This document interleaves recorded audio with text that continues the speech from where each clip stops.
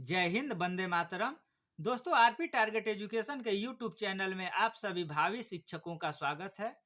आज हम लोग देखेंगे बीएड फर्स्ट सेमेस्टर के पेपर नंबर 1 को।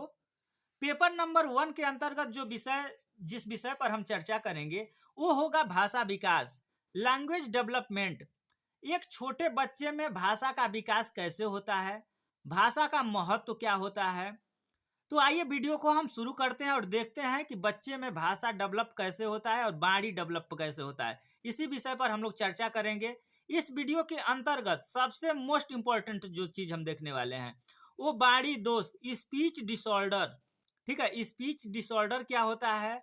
उच्चारण दोष, यानी जो हम बोलते हैं उससे संबंधित कुछ दोष भी पाए जाते हैं। अब वो कौन सी दोष होती है इस वीडियो के बीच में हम लोग देखेंगे। उच्चारण दोष, जो हम उच्चारण करते हैं उसमें भी बहुत सारी त्रुटियां होती हैं। अब उच्चारण के अंतर्गत क्या क्या दोष पाए जाते हैं उसको भी इस वीडियो में हम लोग देखेंगे। तो आइए वीडियो को हम शुरू करते हैं। सबसे पहले भाषा क्या होता है? भाषा की सबसे छोटी इकाई ध्वनि, वर्ण या अक्षर होता है। ठीक है, तो यहाँ पर सी टेट के लिए बहुत मोस्ट इंपॉर्टेंट क्वेश्चन ये बन जाता है कि भाषा की सबसे छोटी इकाई। आप पेन और कलम, पेन पेंसिल कॉपी ले लीजिए और नोट डाउन करते जाइएगा। ठीक है, तो देखिए सी टेट का क्वेश्चन है, भाषा की सबसे छोटी इकाई ध्वनि होती है। ठीक है, ये पहला 1 नंबर ये आपको देगा। हो सकता है कि यही 1 नंबर का क्वेश्चन आपको टीचर भी बना सकता है, क्योंकि बहुत सारे ऐसे बच्चे होते हैं जिनका 1 नंबर 2 नंबर से कम रह जाता है। तो ये 1 नंबर का क्वेश्चन आपका तैयार हो गया, आप इसको नोट डाउन कर लीजिए। चलिए नेक्स्ट देखते हैं। भाषा में अर्थ की सबसे छोटी इकाई स्वनिम होती है। ये भी सी टेट का ही क्वेश्चन है। भाषा में अर्थ की सबसे छोटी, यहाँ पर तो हम लोग देखें भाषा की सबसे छोटी इकाई, इसमें हम लोग देख रहे हैं भाषा में अर्थ की सबसे छोटी इकाई क्या होती है? स्वनिम होती है। लिपि की सबसे छोटी इकाई क्या होती है? तो ये वर्ण होता है। जैसे हम लोग लिखते हैं ना, तो क्या होता है? वर्ण सबसे छोटी इकाई होती है। नेक्स्ट देखिए, आगे देखिए। भाषा का अर्थ हम लोग देखेंगे। भाषा का अर्थ क्या होता है? भाषा शब्द संस्कृत की भाष धातु से बना है, जिसका अर्थ है बोलना या कहना। जब हम अपने भावों, विचारों को कह के या लिख करके दूसरों के सामने प्रस्तुत करते हैं और वो व्यक्ति उसका उत्तर देता है, यही भाषा होता है। ठीक है, तो भाषा का मतलब क्या हो गया? हम यहाँ पर आप लोगों को पढ़ा रहे हैं। ठीक है, हम यहाँ आप लोगों को पढ़ा रहे हैं तो बोल रहे हैं। ठीक है, बोल रहे हैं और ये आपको मोबाइल के माध्यम से, ठीक है, इस चैनल के माध्यम से आप तक पहुंचा रहे हैं और आप उसको समझ ले रहे हैं। तो एक क्या हुआ? वही भाषा हुआ। ठीक है, तो भाषा के प्रकार भी होते हैं। ठीक है, मान लीजिए कि भाषा के कितने प्रकार होते हैं, किस तरीके से हम लोग भाषा को समझते हैं, कौन कौन ऐसे प्रकार हैं जिसके माध्यम से हमारे पास भाषा आता है। ठीक है, तो देखिए भाषा के प्रकार, मुख्य रूप से भाषा के 3 प्रकार हैं। कौन कौन है? तो लिखित भाषा, हम लोग क्या करते हैं? लिख करके, मान लीजिए कि पहले क्या था? लेटर का जमाना था। लेटर हम लिख करके अपने घर के दुख सुख को अपने रिलेटिव के पास भेजते थे। तो जो भी हम लिखते थे, घर की जो भी समस्या होती थी, सुख होता था, दुख होता था, उसको हम लिख करके अपनी भाषा को दूसरे के सामने प्रस्तुत कर देते थे, वहाँ भेज देते थे और वो हमारे जो रिलेटिव होते थे वो समझ जाते थे। तो वो हो गया लिखित भाषा। ठीक है, मौखिक भाषा क्या होता है? मौखिक भाषा का मतलब क्या हो गया कि मान लीजिए कि हम बोल रहे हैं और आप सुन रहे हैं।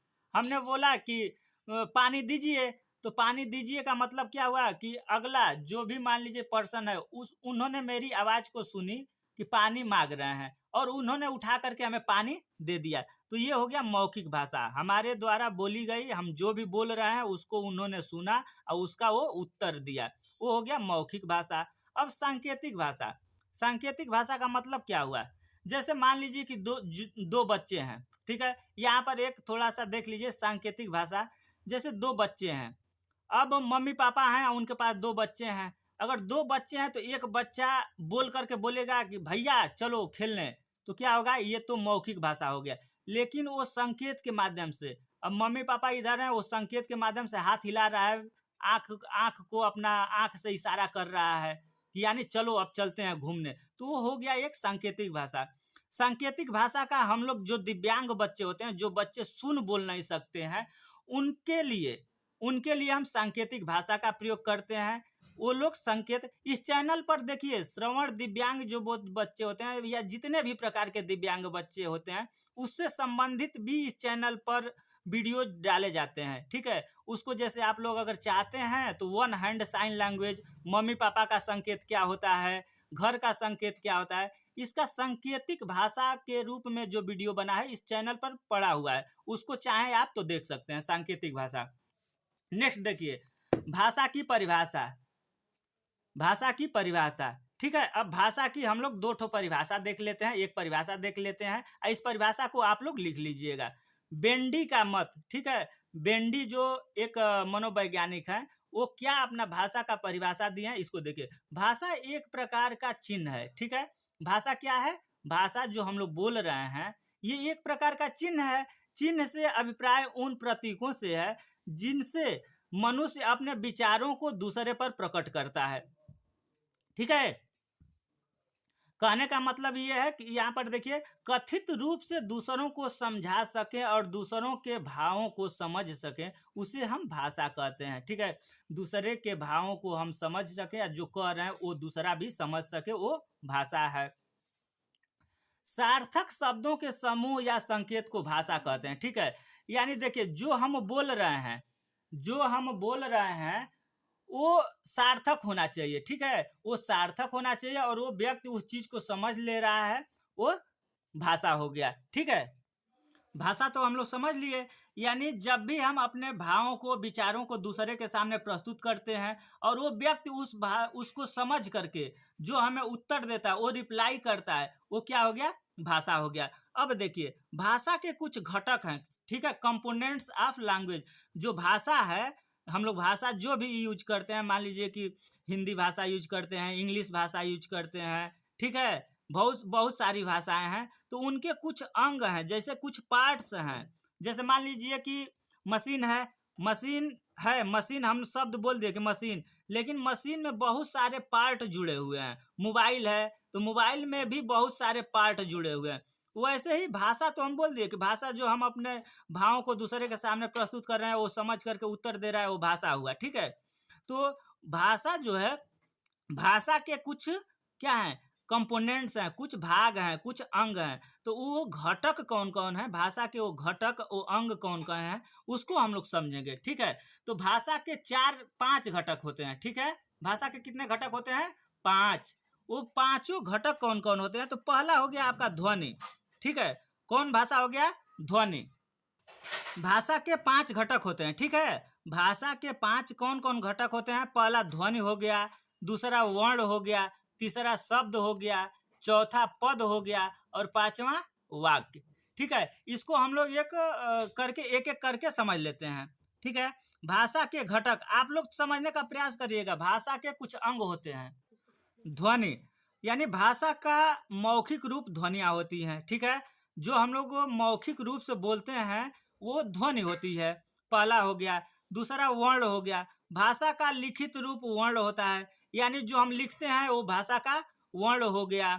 तीसरा है शब्द, वर्ण के सार्थक समूह को शब्द कहते हैं। ठीक है, जैसे मान लीजिए कि क धन अ प्लस र धन अ बराबर कर हो गया, तो ये क्या हो गया? कर एक क्या हो गया? शब्द हो गया। तो ये वर्ण, जो वर्ण होते हैं, वर्ण के सार्थक समूह को शब्द कहते हैं। ठीक है, वर्ण क्या होता है? भाषा का लिखित रूप वर्ण होता है तथा वर्ण भाषा की सबसे छोटी इकाई होती है। ठीक है, यहाँ पर ये चीज ये भी देख लीजिए कि भाषा की सबसे छोटी इकाई वर्ण होती है, इसका खंड नहीं किया जा सकता है। ठीक है, यहाँ पर जो वर्ण होता है उसको खंड नहीं किया जा सकता है। अ को खंड कर सकते हैं, अ का संधि विच्छेद, अ का संधि विच्छेद अ ही होगा। ठीक है, अ, लेकिन क का संधि विच्छेद होता है, क आधा क अधन अ। ठीक है, बराबर क्या होता है? क होता है। ठीक है, तो वर्ण का क्या होता है? संधि नहीं किया जा सकता है, यानी खंड नहीं किया जा सकता है।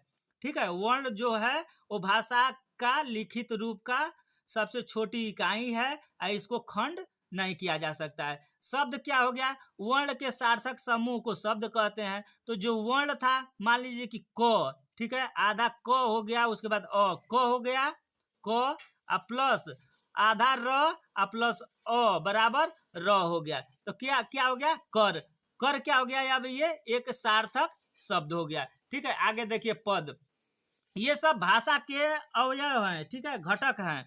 तो पद प्रचलित रूप में हर शब्द मातृ शब्द होता है, जैसे आम, टमाटर, केला, मोहन, पूनम आदि। ठीक है, नाम है, केला है, फल फूल जो भी है, ये क्या है? एक पद है। ठीक है, इसको हम लोग नीचे अभी यहाँ समझ रहे हैं। शब्दों को वाक्य में प्रयोग कर दें तो वह पद हो जाता है। जैसे ये आम, टमाटर, केला, मोहन, पूनम, ये सब है। तो क्या हो गया? पूनम आम, टमाटर, केला, मोहन को दी। ठीक है, तो ये क्या हुआ? ये शब्द थे, लेकिन इसको हमने वाक्य में जब प्रयोग कर दिया तो ये क्या हो गए? ये शब्द जो थे वो पद हो गए। ठीक है, आगे नीचे देखिए वाक्य क्या होता है। शब्दों का ऐसा सार्थक समूह जो एक निश्चित भाव को प्रकट करता है वाक्य कहलाता है। सॉरी, वाक्य क्या कहलाता है? शब्दों का ऐसा सार्थक समूह जो एक निश्चित भाव को प्रकट करता है वाक्य कहलाता है। जैसे सार्थक शब्दों के समूह को वाक्य कहते हैं। जो सार्थक शब्द होते हैं, जैसे राम आम खाता है, ठीक है, तो इसमें शब्द है और इसमें एक भाव प्रकट होता है। सार्थक शब्द समूह होता है कि राम आम खाता है। ठीक है, तो इसमें क्या हो गया? सार्थक शब्दों के समूह को वाक्य कहते हैं। जब कोई शब्द वाक्य में प्रयुक्त किया जाता है तो पद बन जाता है। वाक्य में प्रयुक्त एक शब्द को पद कहा जाता है और उसके समूह को वाक्य कहा जाता है। जैसे यहाँ पर क्या है? पूनम लिखा हुआ है, ठीक है, किसी का नाम है। उसके बाद ये क्या है? किताब है। ठीक है, ये किताब है। उसके बाद पढ़ना। यहाँ पर क्या है? तीन शब्द हमने लिया हुआ है। ठीक है, पूनम, किताब और पढ़ना। तो इसमें क्या है? पूनम किताब पढ़ती है। ठीक है, ये शब्द हो गया पूनम किताब पढ़ती है। तो इसमें जो पूनम हुआ, किताब हुआ, पढ़ना हुआ, ये क्या थे? पद थे। ठीक है, पद थे और ये वाक्य में प्रयोग हो गए। ठीक है, तो जब वाक्य में प्रयोग हो जाता है ये शब्द, तो ये पद हो जाता है और इसका जो अर्थ निकलता है, जैसे पूनम किताब पढ़ती है, तो इसका शाब्दिक अर्थ हमें मिलता है, सार्थक अर्थ मिलता है समूह का, कि कोई लड़की है वो किताब पढ़ रही है। तो उसका किताब का पढ़ना ये मान लीजिए कि वाक्य हो जाता है कि पूनम किताब पढ़ रही है, और उसमें पूनम शब्द यूज किए, किताब शब्द यूज किए, पढ़ती शब्द यूज किए, तो ये जो शब्द यूज किए वो पद था। ठीक है, आगे देखिए बाणी। स्पीच। स्पीच क्या होती है? स्पीच। बाणी। स्पीच। स्पीच क्या होता है इसके बारे में हम लोग देखते हैं। भाषा के विकास में जो भाषा होता है, भाषा के विकास में बाणी का महत्वपूर्ण स्थान है। शिशु प्रारंभ से, ठीक है, शिशु प्रारंभ में बाणी ध्वनियों एवं शब्दों को सीखता है। आगे चलकर उसे भाषा के ऊपर नियंत्रण अनुभव होने लगता है। बाणी को वाक शक्ति भी कहा जाता है। ठीक है, परंतु इसके साथ यह आवश्यक शर्त है कि बाणी जो भी है, वाणी उसे ही कहेंगे जिसका अर्थ अन्य लोग, परंतु इसके साथ यह आवश्यक शर्त है कि बाणी उसे ही कहेंगे जिसका अर्थ अन्य लोग शीघ्रता से समझ सके। ठीक है, जैसे मान लीजिए कि हम मोबाइल बोल रहे हैं, पेन बोल रहे हैं, आम बोल रहे हैं, सेब बोल रहे हैं, कुछ भी अगर बोल रहे हैं और उस चीज का सार्थक अर्थ हो तो ही बाणी उसको हम मानेंगे। ठीक है, बाणी भी विचार संप्रेषण का माध्यम है तथा भाषा की पूरक इकाई है। ठीक है, भाषा की क्या है? पूरक इकाई है। हरलाख महोदय ये बाणी को क्या परिभाषा किए हैं उसको हम लोग देख लें। हरलाख ने 1978 में एक बाणी की परिभाषा दी है, और क्या दी है? तो बाणी भाषा का ही एक रूप है। ठीक है, वाणी क्या है? वाणी भाषा का ही एक रूप है जिसमें स्पष्ट ध्वनियों या शब्दों का उपयोग करके विचारों की अभिव्यक्ति की जाती है। ठीक है, ये हरलाख महोदय बोले हैं।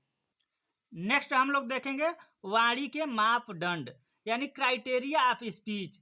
तो जो वाणी है, जो हम लोग बोलते हैं, उसकी भी क्राइटेरिया है। उससे हम अगर बाहर जाते हैं तो ये गलत होगा। तो इस वाणी का भी मापदंड क्या है, किसके अंतर्गत आता है, ये चीज इसके अंतर्गत हम लोग देखेंगे। तो वाणी भाषा का एक रूप तथा पूरक घटक है। ठीक है, ये तो हम लोग पहले देख चुके हैं, समझ चुके हैं। केवल उन्हीं ध्वनियों को वाणी मानते हैं जिसका अर्थ लोग शीघ्रता से समझ सके। ये भी हम लोग समझ गए कि वाणी उसी को मानेंगे जिसका की अर्थ दूसरा भी उस चीज को समझ जाता है। जैसे यह कुत्ता है, तो यह कुत्ता है, अगर हम बोल रहे हैं कुत्ता, तो लोगों के अंतर्गत तुरंत कोई भी व्यक्ति सुने तो उस चीज को समझ जाए कि कुत्ता के बारे में बोला जा रहा है। तो उसको अर्थ को समझ जाता है, वो बाणी का बाणी है। बच्चों की बच्चों की बच्चों की उन्हीं ध्वनियों को बाणी मान सकते हैं जिनका अर्थ वे समझते हैं। ठीक है, यानी यहाँ पर यह बोला गया कि बच्चों की उन्हीं ध्वनियों को बाणी बाणी मान सकते हैं जिनका अर्थ वे समझते हैं तथा उन जिन्हें वे बाणी से संबंधित वस्तु के साथ संबंध करने में सफल हो जाता है। जैसे उदाहरण देखिए, उदाहरण के लिए बैट शब्द का उपयोग केवल बैट के लिए किया जा रहा हो, न कि बच्चों की सभी खिलौनों के लिए ही दो अर्थ प्रकार होते हैं। ठीक है, यानी कहने का मतलब ये है कि जैसे बैट है, ठीक है, तो बैट केवल बैट के लिए ही हम प्रयोग करें। जो बैट होता है या बॉल, मान लीजिए कि बॉल, यह बॉल है तो बॉल बॉल के लिए ही प्रयोग करें, न कि बच्चों के हर एक खिलौना के लिए हम बॉल ही शब्द यूज करें। इसका दो रूप होता है। ये कौन कौन दो अर्थ होते हैं इसको देख लीजिए। वस्तु अर्थक अर्थ और गुण अर्थक। वस्तु अर्थक का मतलब जिन शब्द से किसी वस्तु या उसके वर्ग का बोध होता है, जैसे कुत्ता कहने पर कुत्ता, ठीक है, यानी कुत्ता कह रहे हैं या मोबाइल कह रहे हैं या पेन कह रहे हैं, तो ये उस अर्थ को इंगित करता है। और गुणार्थक यानी उसके गुण को प्रकट करता है। जैसे कुत्ता का गुण क्या है, कुत्ता मान लीजिए कि क्या होता है, एक कुत्ता पालतू जानवर। गुणार्थक गुणार्थक अर्थ ऐसे शब्द जिनसे भाव या दृष्टिकोण प्रकट होता है, जैसे यह भावना की कुत्ता उपयोगी है। जैसे मान लीजिए कि यह भावना उत्पन्न हो जाता है कि यह कुत्ता उपयोगी है। ठीक है, ठीक है, तो वो गुणार्थक अर्थ हो गया। अब देखिए वाणी का महत्व। वाणी जो हम लोग बोलते हैं उसका कुछ महत्व होता है। इस महत्व को समझने से पहले आप लोगों को बस एक छोटा सा हम बात बता देना चाहते हैं, इसी से आप लोग वाणी के महत्व को समझ जाइएगा। कोयल और कौवा में क्या अंतर है? देखने में कोई अंतर है? देखने में कोई अंतर नहीं है। किसको लोग प्यार करते हैं, कोयल को कि कौवा को? किसको प्यार करते हैं, कोयल को या कौवा को? कोयल को। कोयल को क्यों लोग प्यार करते हैं? क्योंकि उसकी जो बोली होती है, कोयल की बोली मीठी होती है। कोयल सी तेरी बोली, इस पर गाना भी बना हुआ है कि कोयल सी तेरी बोली, यानी कोयल जैसे मीठा बोलना। ठीक है, तो जो कोयल की आवाज होती है वो मीठी होती है, इसलिए सबको प्यारी है। ठीक है, कौवा कौवा का जो आवाज है वो कर्कश है, इसलिए वो प्यारा नहीं है। ठीक है, कोयल पर अनेक प्रकार के गीत बने हुए हैं, लेकिन क्या कौवा पर कोई गीत बना हुआ है? नहीं बना हुआ है। तो यही है वाणी का महत्व है, कोयल और कौवा से आप लोग समझिए।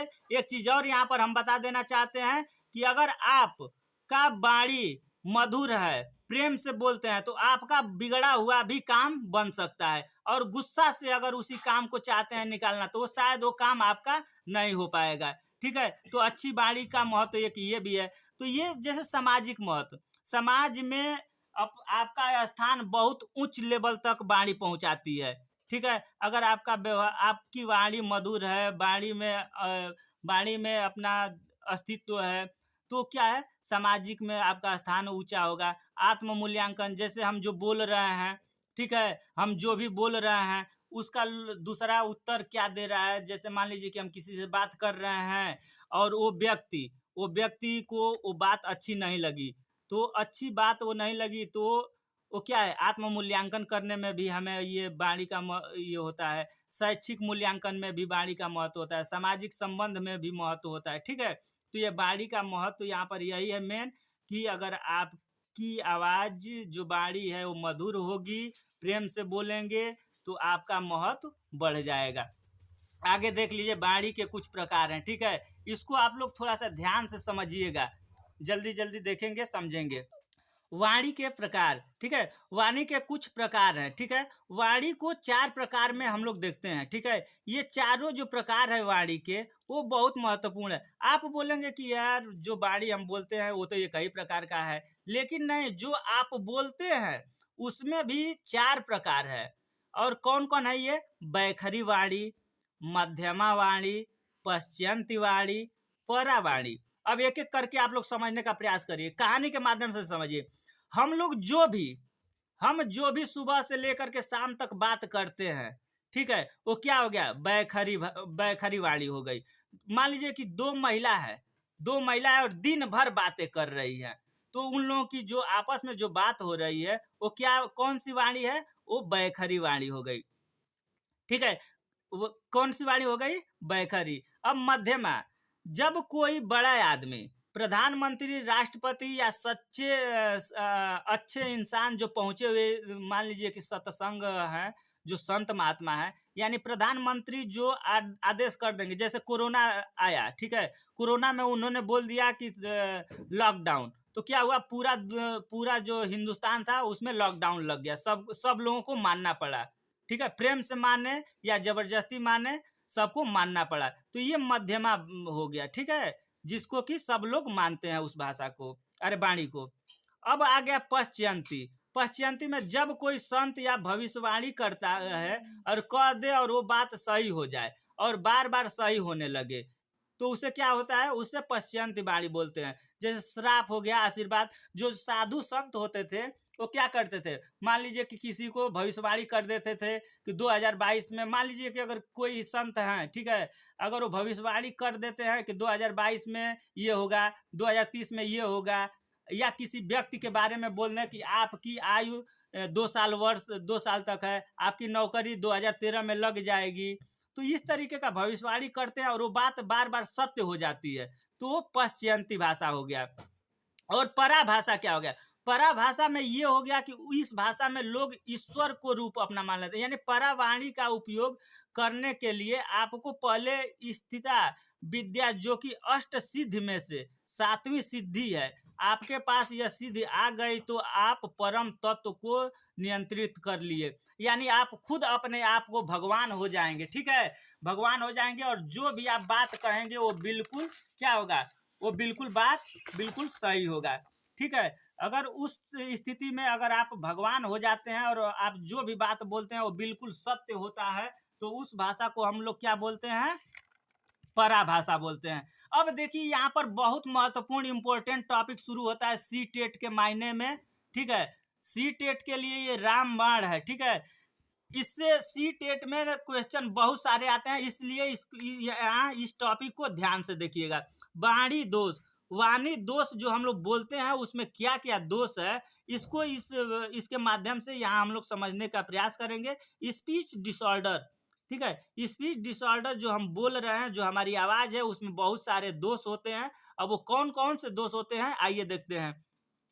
आवाज संबंधी दोष, जब व्यक्ति के उम्र लिंग के अनुसार उसकी पिच, लाउडनेस और क्वालिटी में अंतर हो, उसे वॉइस डिसऑर्डर बोलते हैं, जो आवाज संबंधी दोष होता है। जैसे मान लीजिए कि कोई लड़का, कोई बड़ा आदमी है, कोई बड़ा आदमी है और बच्चे की आवाज में बोलता है, तो वहाँ क्या हो गया, वॉइस डिसऑर्डर हो गया।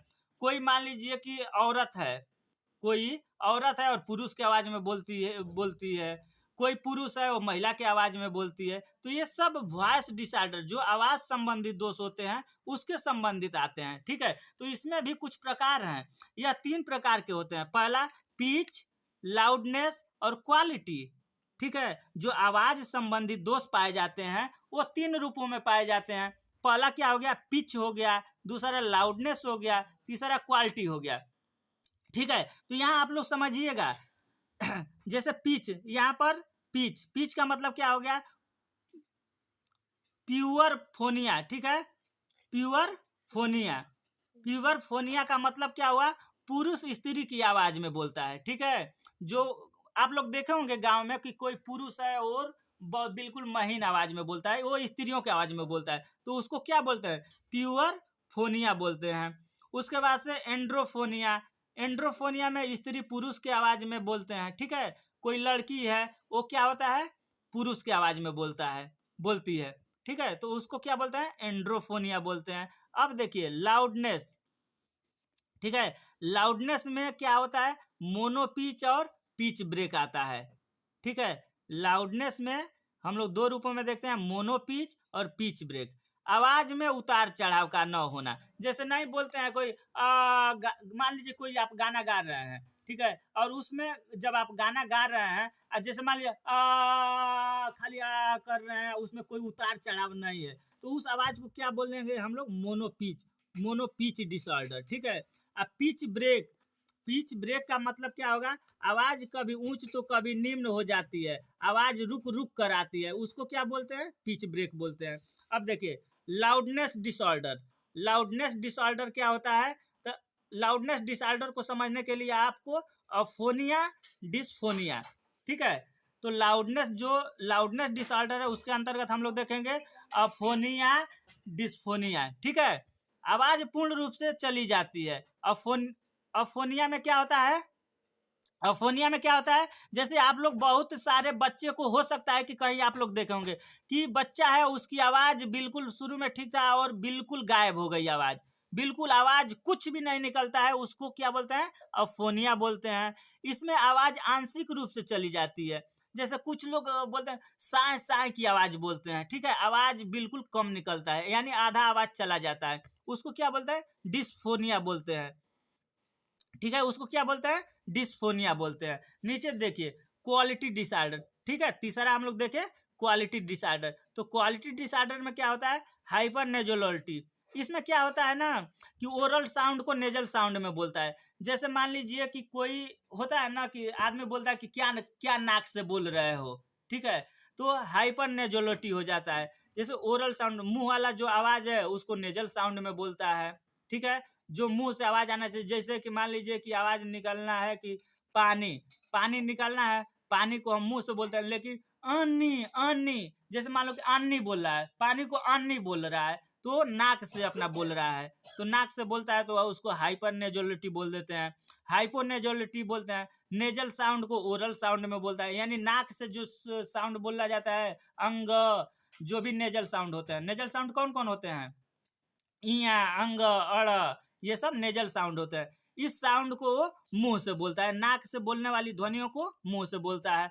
हार्स वाइट, जब वाणी उत्पादन के दौरान गले में ज्यादा खरखराहट की आवाज आती है तो उसको हार्स वाइट। जैसे नहीं होता है कि बहुत सारे लोगों को आप लोगों ने देखा होगा कि जब व्यक्ति बोल रहा है तो क्या गले से खरखराहट की पूरा आवाज आती है, तो उसको खरखराहट आवाज जो आती है उसको कौन सा रोग, कौन सा डिसऑर्डर बोलते हैं?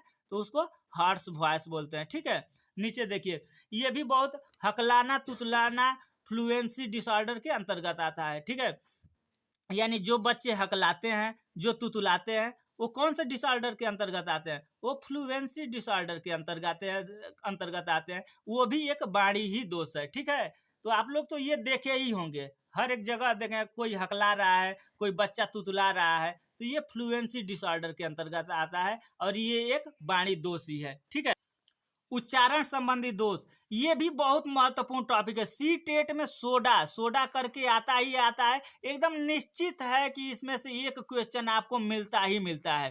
तो इस चीज को आप लोग थोड़ा सा ध्यान से समझ लीजिएगा। आर्टिकुलेशन इरेज या आर्टिकुलेशन डिसऑर्डर होता है, ये सोडा नाम से प्रचलित है। आप लोगों को बीएड में भी मिलेगा और सी टेट, बी टेट या कुछ भी कर रहे हैं तो उसमें सोडा जरूर मिलेगा।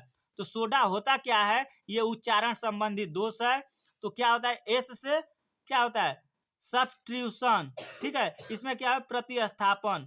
जैसे इसमें क्या होता है? बच्चा ना कमल, जैसे कमल को बोलेंगे कि बेटा कमल बोलो, तो क्या बोलेगा? तमल। ठीक है, तमल बोलेगा। ठीक है, तो क्या कहता है? प्रतिस्थापन कर देता है, क के जगह पर त कर देता है। नेक्स्ट हो गया ओमिशन। ओ से क्या हो गया? ओमिशन, यानी छूट जाना। ओमिशन का मतलब ये हुआ कि छूट जाना। अगर खरगोश बोल रहे हैं तो वो खगोश बोल देगा, यानी र को छोड़ देगा। क्या करेगा? र को छोड़ देगा। तो वो क्या है? ओमिशन डिसऑर्डर में होता है। बच्चा जो वाणी बोलता है उसमें क्या होता है? ओमिशन होता है। अगर इसमें सी टेट में ऐसे ही क्वेश्चन बोलेगा कि कोई बच्चा खरगोश को खगोश बोल रहा है, इसमें कौन सा डिसऑर्डर है, ये चारों दे देगा। तो आपको इसमें अगर चारों के बारे में जानते रहेंगे तो आप लोग समझ जाएंगे कि खरगोश को अगर खगोश बोल रहा है तो ये एक अक्षर यहाँ र को छोड़ रहा है, तो र को छोड़ रहा है तो ये ओमिशन कर रहा है, यानी ये अक्षर को, एक अक्षर को छोड़ दे रहा है, तो ये ओमिशन हो गया। ठीक है, अब देखिए डिस्टॉर्शन। डिस्टॉर्शन का मतलब हो गया अस्पष्ट। ठीक है, यानी कुछ बोल रहा है, जैसे पूनम को पनम बोल दिया, दिव्या को दव्या बोल दिया, यानी जो भी शब्द बोल रहा है वो अस्पष्ट नहीं बोल पा रहा है। ठीक है, उसको क्या बोलेंगे? वो कौन डिसऑर्डर के अंतर्गत आएगा? तो ये डिस्टॉर्शन के अंतर्गत आएगा। अब एडिशन। ठीक है, एडिशन क्या? एडिशन का मतलब हो गया जोड़ना। तो ये क्या करता है? ये शब्द में कुछ ना कुछ अलग से जोड़ देता है। जैसे स्टेशन हमने बोला, स्टेशन, तो ये लिखेगा स्टेशन। ठीक है, ई लगा देगा, ई स्टेशन बोल देगा। ठीक है, तो ये सब क्या होता है? ये उच्चारण संबंधित ये दोस्त। अगर वीडियो देखिए इस चैनल पर डीएड, बीएड और सी टेट की तैयारी चल रही है। अगर आपको वीडियो अच्छा लगा हो तो वीडियो को लाइक करें, शेयर करें तथा चैनल को अगर सब्सक्राइब नहीं किया है तो प्लीज चैनल को सब्सक्राइब करें। धन्यवाद।